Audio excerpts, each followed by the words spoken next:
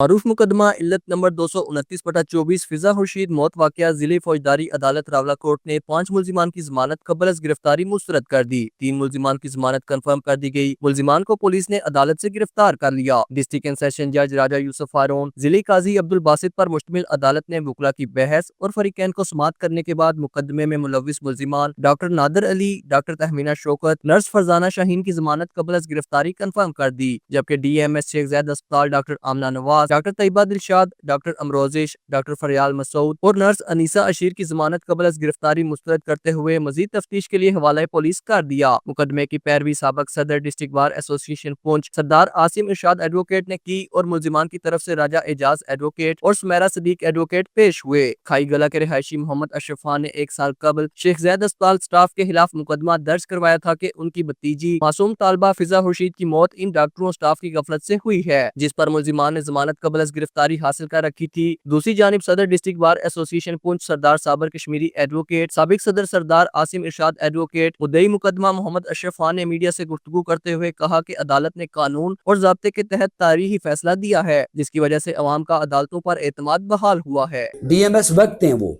تو ان کی قبل از گرفتاری ضمانت مسترد ہوئی ہے، تو لازمی بات ہے کہ عدالت کے اوپر بھی پریشر ہوا ہوگا،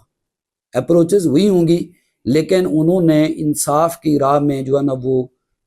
کسی کی پرواہ نہیں کی عدالت نے۔ انہوں نے کہا نہیں جی ہم اس میں انصاف کر کے رہیں گے، اور انہوں نے